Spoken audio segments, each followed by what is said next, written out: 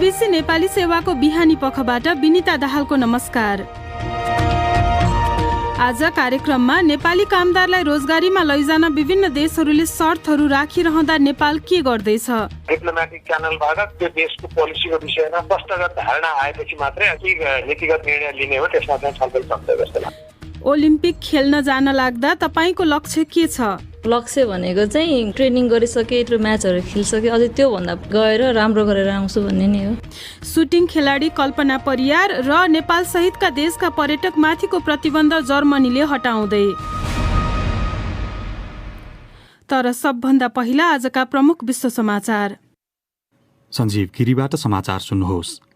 संक्रमणको दर तीव्र रूपमा बढिरहेकै बेला कोरोना भाइरस रोकथाम तथा नियन्त्रणका लागि लागू गरिएका प्रतिबन्धात्मक व्यवस्था हटाउने विषयमा ब्रिटिश सरकार पहिलो बनेको छ।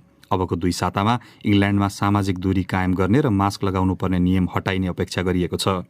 ब्रिटिश प्रधानमन्त्री बोरिस जोन्सनले खोप कार्यक्रमले नयाँ संक्रमण र मृत्युबीचको सम्बन्ध तोडिदिएको बताएका छन्। तर डाउनिङ स्ट्रिटमा आयोजना गरिएको पत्रकार सम्मेलनका क्रममा महामारीको अन्त्य भइ नसकेको र थप मानिसहरूको मृत्यु हुने उनले बताएका थिए। जर्मनीले ब्रिटेन, भारत, नेपाल, पोर्चुगल र रुसका यात्रुहरूमा लागू गरेको कडा प्रतिबन्धात्मक व्यवस्था खुकुलो बनाउने भएको छ। जर्मनीको पब्लिक हेल्थ इन्स्टिट्युटले बुधबारदेखि यी 5 राष्ट्रलाई उच्च संक्रमण रहेको देशहरूको सूचीबाट हटाउने जनाएको छ। यसको अर्थ जर्मनीका नागरिक वा बासिन्दा नरहेका मानिसहरूलाई अब जर्मनी प्रवेशमा रोक लगाइने छैन। खोपको आवश्यक मात्रा लगाइसकेका यी 5 देशका मानिसहरूले त्यस सम्बन्धी विवरण अग्रिम पेश गरे उनीहरू क्वारेन्टिनमा समेत बस्नु नपर्ने गरी जर्मनीमा प्रवेश गर्न पाउने बताइएको छ। तालिबानले अफगानिस्तानको उत्तरी सहर मजार ए शरीफमा आफ्नो प्रभाव व्यापक रूपमा बढाएसँगै रुसले त्यहाँ रहेको आफ्नो वाणिज्य दूतावासबाट हुँदै आएका कूटनीतिक कार्य स्थगित गरेको छ। इरान र टर्कीले पनि वाणिज्य दूतावासबाट हुँदै आएका कार्यहरू स्थगन गरेका छन्। रुसका राजदूतले त्यहाँको स्थिति निकै अस्थिर रहेको बताएका छन्। तालिबानको विस्तारको गतिले अमेरिकी र विदेशी फौज अफगानिस्तानबाट फर्केपछि अफगान सेना कमजोर हुन सक्ने चिन्ता व्यक्त गरिएको छ। बीबीसीसँग कुरा गर्दै अफगानिस्तानका पूर्व राष्ट्रपति हामिद करजाईले 20 वर्षे विदेशी सैन्य मिसन असफल भएको बताएका छन्। तपाई बीबीसी नेपाली सेवा सुनिरहनु भएको छ। अमेरिकाको मायामी शहरमा आंशिक रूपमा भत्किएको एउटा भवनमा मृत्यु हुनेहरूको हालसम्म थाहा भएको संख्या 28 पुगेको छ। झण्डै 2 हप्ता अघिको घटनामा परेका 117 जना अझै फेला परेका छैनन्। खोजीमा जुटेको टोलीले सोमबार थप 4वटा मृत शरीर फेला पारेको छ। बाँकी भवन पूर्ण रूपमा भत्काइसकिएपछि उनीहरूले आफ्नो कार्य पुनः सुरु गरेका थिए। उद्धार कार्यमा खटिएकाहरू यसअघि पुग्न नसकेको स्थानमा पुग्न सफल भएको बताइएको छ। र दक्षिण अमेरिकाको सबैभन्दा महत्त्वपूर्ण फुटबल प्रतियोगिता कोपा अमेरिकाको फाइनलमा ब्राजिल प्रवेश गरेको छ। रियो दे जेनेरोमा केही बेर अघि सम्पन्न खेलमा ब्राजिलले पेरुलाई 1-0 गोल अन्तरले हराएको थियो। प्रतियोगिताको अर्को सेमिफाइनल स्थानीय समयअनुसार मंगलबार हुँदैछ, जसमा फाइनलमा आफ्नो स्थान सुरक्षित गर्नका लागि अर्जेन्टिना र कोलम्बियाले प्रतिस्पर्धा गर्दैछन्। यो बीबीसी नेपाली सेवा हो।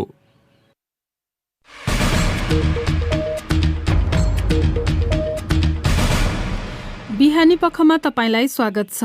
वैदेशिक रोजगारीमा नेपाली कामदार लैजान विभिन्न देशहरूले शर्तहरू राखिरहेका बेला सरकारका अधिकारीहरूले सम्बन्धित देशमा रहेका दूतावासबाट ती देशका नीतिका बारेमा स्पष्ट धारणा आएपछि मात्रै आवश्यक निर्णय लिइने बताएका छन्। दक्षिण कोरियाले क्वारेन्टिन इन्स्योरेन्स जस्ता नयाँ शर्त सरकारी निकायलाई नै पठाएको छ भने अन्य देशले व्यवसायीहरूलाई पठाएको बताइएको छ। धेरै जसो देशले खोप लगाएका कामदार मात्र लैजाने भन्ने क्रम बढेकाले खोपको व्यवस्था गर्न नसकिए वैदेशिक रोजगारीको क्षेत्र धराशायी हुने व्यवसायीहरूको भनाइ छ। सुनौ नेत्र केसीको यो रिपोर्ट। विभिन्न देशमा कोरोना भाइरसको संक्रमण घट्ने क्रमसँगै ती देशमा नेपाली कामदारको माग बढ्दै गएको छ। केही कामदारले श्रम स्वीकृति समेत पाइसकेका छन् भने केही प्रक्रियामा रहेको बताइएको छ। रोजगारीमा जानका लागि विमानको भाडा निकै महँगो भएका कारण कामदारले समस्या झेलिरहेका बेला रोजगारदाता देशले नयाँ शर्त अगाडि सारेको वैदेशिक रोजगार व्यवसायीहरूले बताएका छन्। वैदेशिक रोजगार विभागका महानिर्देशक कृष्ण प्रसाद दवाडी नेपालमा अहिले अभाइलेबल भएको इन्जेक्सनहरू अब हाम्रो डेस्टिनेसन कन्ट्रीले एक्सेप्ट गर्ने नगर्ने अहिले पनि कुरो हुँदो रहेछ। एउटा इन्जेक्सन लगाएर यहाँबाट जाने वहाँ अर्को इन्जेक्सन लगाउन मिल्ने नमिल्ने त्यसमा स्वास्थ्यका कुराहरू पनि होला। त्यसो हुनाले यस विषयमा अब हाम्रा डिप्लोमेटिक च्यानलबाट त्यो देशको पोलिसीको विषयमा स्पष्टगत धारणा आएपछि मात्रै अनि हामी त्यसमा के नीतिगत निर्णय लिने हो त्यसमा चाहिँ छलफल सक्छ जस्तो लाग्छ। लामो समयदेखि कोरोना भाइरस संक्रमणका कारण परीक्षा उत्तीर्ण गरेका कामदार समेत लैजान बन्द गरेको कोरियाले भने लिखित रूपमै नयाँ व्यवस्थाको जानकारी गराएको र जुन कामदारका लागि आर्थिक भार पर्ने खालको रहेको महानिर्देशक दवाडीको भनाइ छ। क्वारेन्टाइनको खर्च, अब टिकट खर्च पनि पहिला हामीले ट्रान्जिटबाट जाने भन्ने बित्तिकै रिलेटेड थियो, अब त्यसमा पनि अलिकति खर्च बढ्छ। कोभिड इन्सुरेन्सको कुरा गर्दा त्यो पनि खर्च बढ्ने देखियो। उहाँले त्यो राखेर पठाउनु भएको छ, हाम्रो मन्त्रालयमा त्यो कुरा राखेको छ, छलफल चलिरहेको छ। धेरैजसो देशमा चार्टर विमानमा महँगो भाडा तिर्नुपर्ने, त्यसमा पनि 5 तारे होटलमा क्वारेन्टिनमा राख्नुपर्ने भएकाले रोजगारदाता कम्पनीहरूले खर्च बेहोर्न नसक्ने जानकारी गराएको र कामदारले पनि नसक्ने व्यवसायहरूले जनाएका छन्। जाने कामदारलाई खोप व्यवस्था गरिएमा सहज हुने बताउँछन् वैदेशिक रोजगार व्यवसायी सङ्घका महासचिव सुजित कुमार श्रेष्ठ। क्वारेन्टाइन असाध्यै धेरै महँगो भयो, त्यो भएर नेपाल सरकारले चाहिँ यथाशीघ्र चाँडो भ्याक्सिन उपलब्ध गराउनु पर्यो, अन्यथा त्यो वैदेशिक रोजगार चाहिँ असाध्यै धेरै प्रभावित हुन्छ। गत वर्षको सुरुवातदेखि नै वैदेशिक रोजगारीको क्षेत्र प्रभावित भएको र अहिले पनि विभिन्न देशबाट आएका शर्तहरूका विषयमा चासो दिएर सम्बोधन नगरिएमा लामो समयसम्म रेमिटेन्समा नराम्रो असर पर्ने बताइन्छ। नेत्र केसी, BBC, काठमाडौँ। अर्को महिना जापानको टोकियो शहरमा हुने टोकियो ओलिम्पिक्समा नेपालबाट सहभागी हुने 5 जना खेलाडी मध्येकी एक हुन् सुटिङ खेलाडी कल्पना परियार। छनौट खेलमा योग्य स्कोर गरेपछि 10 मिटर एयर राइफलमा प्रतिस्पर्धा गर्ने परियारले वाइल्ड कार्ड प्राप्त गरेकी हुन्। रमाइलो कुरा के हो भने नेपाली सेनाकी यी खेलाडीले 7 वर्ष अगाडि मात्र सुटिङ सिक्न थालेकी थिइन् र छोटो समयमा नै ओलम्पियन खेलाडीको सूचीमा आफ्नो नाम लेखाउँदैछिन्।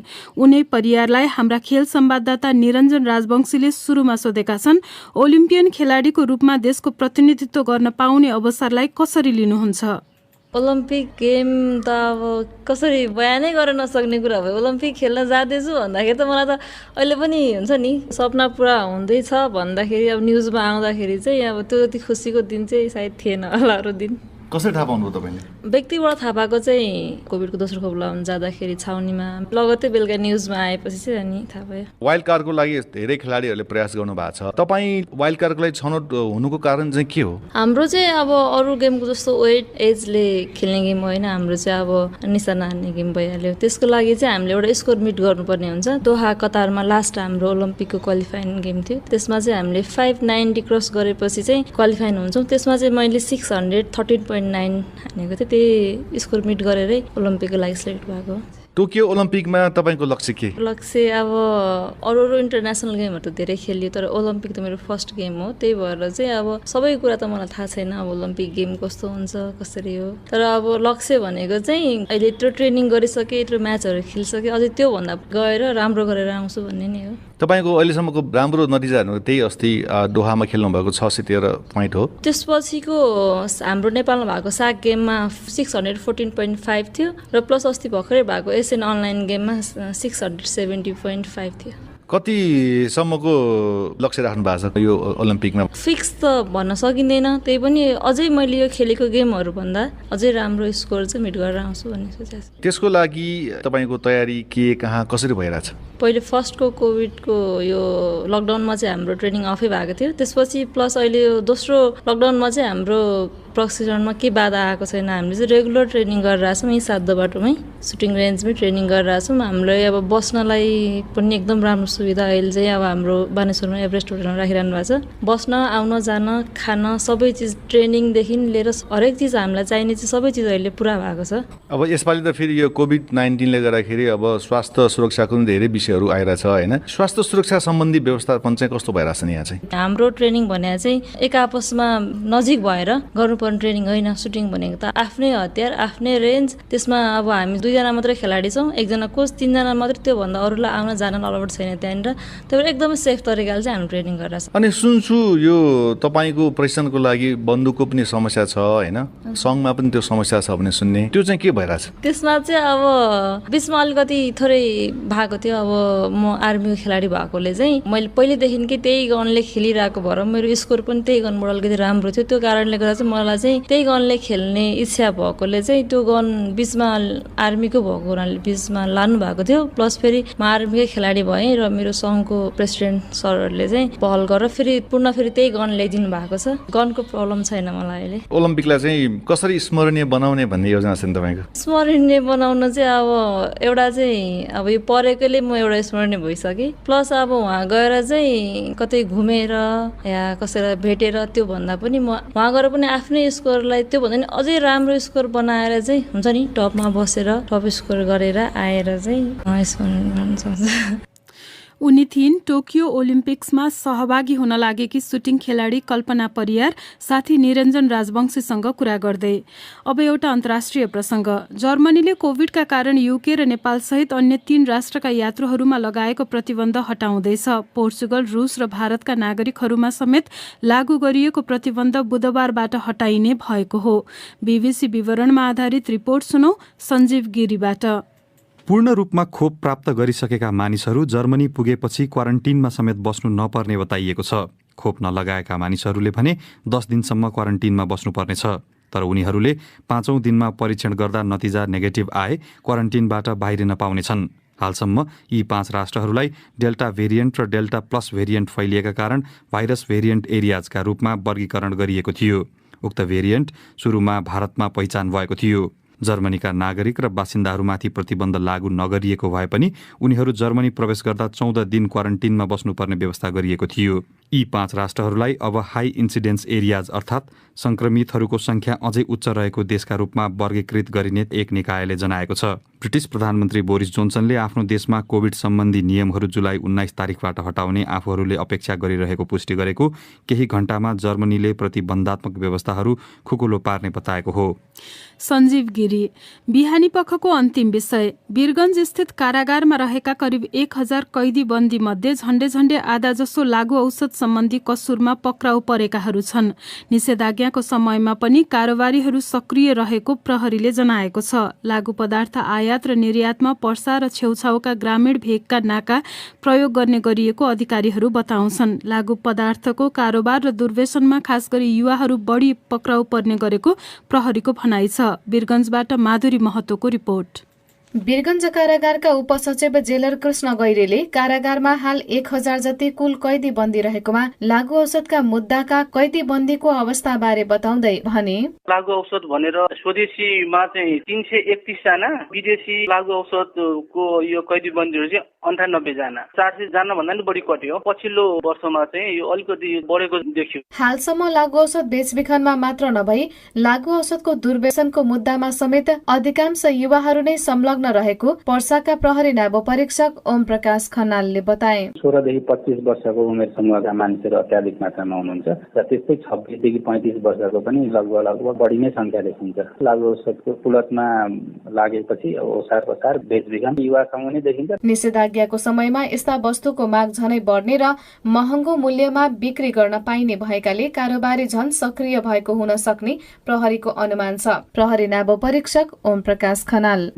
नाइट्रावेट, कोरेक्स यिनीहरू चाहिँ इन्डियाबाट नेपालतर्फ लिएर आउने क्रममा पक्राउ पर्छन् र गाँजा, चरेस नेपालबाट भारततिर जाने क्रममा पक्राउ पर्छन्। यो लागू औषध नियन्त्रण ऐन 2033 छ, त्यो विरुद्ध ओसार पसार हो, बेचबिखन हो, संग्रह गरेको हो, त्यो के किसिमको हो त्यो छुट्याएर मुद्दा चलाउँछ। प्रहरीको तथ्याङ्क अनुसार पर्साको विभिन्न स्थानबाट आर्थिक वर्ष 2076-77 मा गाँजा 596 किलो, चरेस 28 किलो, हेरोइन 40 किलो, अफिम 1 किलो बरामद गरिएको छ भने चालु आर्थिक वर्षको हालसम्ममा गाँजा 434 किलो, चरेस 153 किलो, हेरोइन 63 किलो, अफिम 8 किलो बरामद गरिएको प्रहरीले जनाएको छ। माधुरी महतो, बीबीसी वीरगञ्ज। तपाई नेपालका विभिन्न एफएम स्टेशनबाट बीबीसी नेपाली सेवाको बिहानी पख सुनिरहनु भएको छ। हामी सोमबारदेखि शुक्रबारसम्म 7:15 बजेदेखि 7:30 बजेसम्म प्रसारणमा रहन्छौं।